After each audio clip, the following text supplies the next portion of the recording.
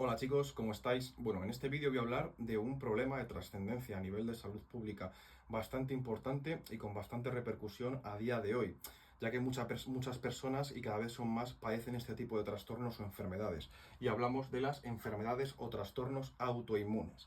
En primer lugar, ¿qué son y cómo se producen los trastornos o enfermedades autoinmunes? Bueno, las enfermedades autoinmunológicas o autoinmunes se producen debido a la síntesis, a la segregación de una serie de anticuerpos que sintetiza nuestro propio sistema inmunológico, llamados autoanticuerpos. ¿Por qué? Porque son anticuerpos que tienen como diana, como objetivo, antígenos, o sea, proteínas, que pueden ser proteínas de membrana o proteínas que formen parte de cualquier fluido en el organismo, que se unen a ellas y van a hacer que su función sea alterada. Al unirse a estos antígenos y reconocerlos como elementos exógenos, en vez de como elementos propios de nuestro mismo organismo, van a producir una lesión y de ahí viene el daño resultado de este tipo de enfermedades. Bueno, las enfermedades autoinmunes y sus anticuerpos asociados. Básicamente, tenemos dos grandes grupos de enfermedades autoinmunes. Las enfermedades generalizadas, es decir, se producen por la existencia de autoanticuerpos que, digamos, afectan a múltiples órganos, es decir, al conjunto en sí de nuestro organismo. En este caso las dividimos en dos subgrupos: las enfermedades autoinmunes reumáticas, dentro de las cuales podemos hablar del lupus eritematoso sistémico, la artritis reumatoide o la esclerodermia. En este caso, digamos que el diagnóstico de este tipo de enfermedades se va a llevar a cabo mediante digamos, la investigación de un tipo de anticuerpos llamados ANA, autoanticuerpos llamados ANA, que son autoanticuerpos antinucleares. Ahora hablaremos más a fondo de este tema. Y en segundo lugar, otro tipo de enfermedades generalizadas son las vasculitis.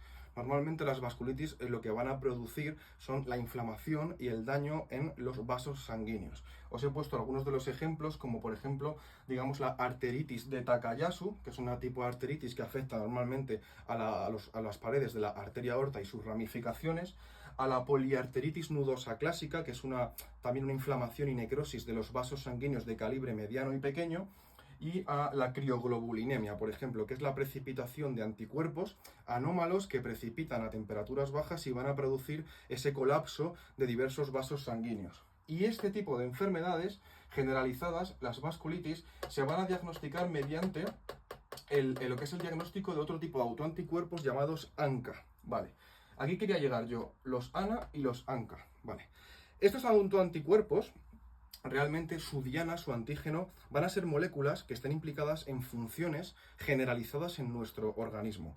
¿Y cuáles son este tipo de moléculas? Bueno, pues moléculas que posean prácticamente todas las células de nuestro organismo. ¿Cuáles van a ser? Pues moléculas implicadas en la replicación, transcripción y traducción del ARN a proteínas.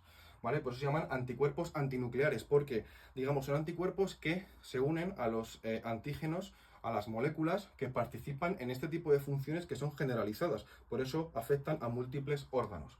Y los ANCA son, por sus siglas en inglés, autoanticuerpos que tienen como diana antigénica a los gránulos de los neutrófilos, que es un tipo de glóbulo blanco, y de algunos monocitos. Por eso también va a provocar afecciones generalizadas.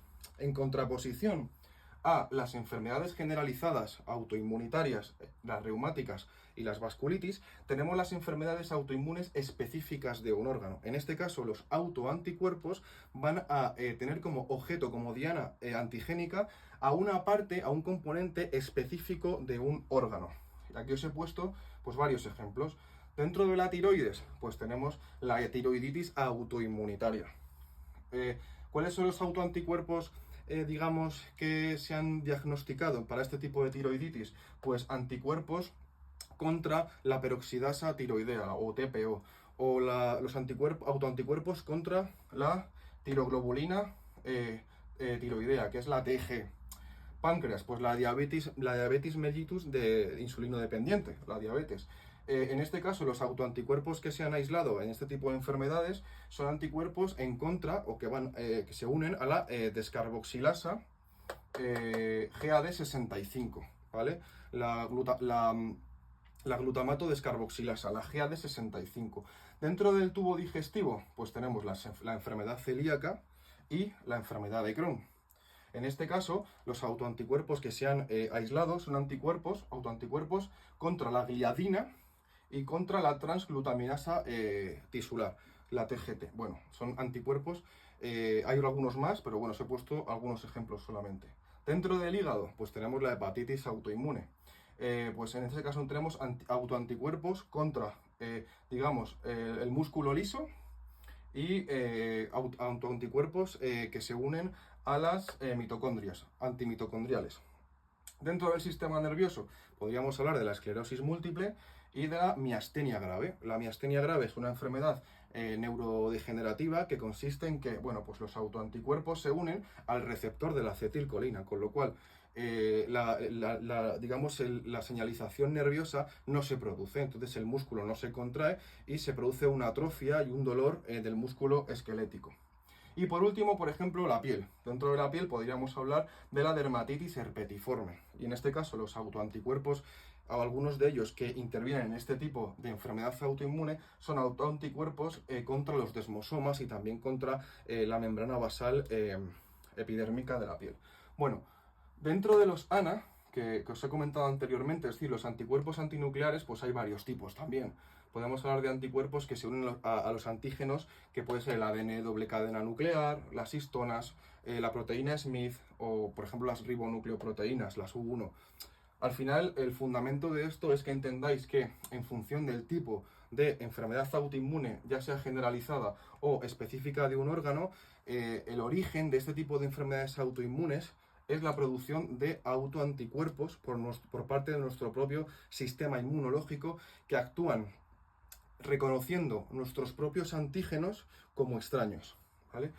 ¿Y cuál es el origen? Pues realmente son de etiología desconocida, es decir, pues estos tipos de enfermedades están causadas por un conjunto de factores tanto de índole genético, medioambiental, de índole hormonal. Por ejemplo, la diabetes mellitus dependiente de insulina, se ha visto que hay una serie de alelos en determinados genes que codifican para proteínas o antígenos que forman parte de los complejos mayores de histocompatibilidad, que son antígenos o proteínas que forman parte de nuestras células nucleadas de nuestro propio cuerpo y de los glóbulos blancos, con lo cual esos genes están alterados, producen proteínas defectuosas del complejo mayor de histocompatibilidad y los autoanticuerpos, en este caso, reconocen a estas sustancias o estas moléculas como extrañas. Entonces, esto es un poco un resumen de lo que son las enfermedades autoinmunes. Espero, chicos, que os haya servido y cualquier duda en los comentarios. Un saludo.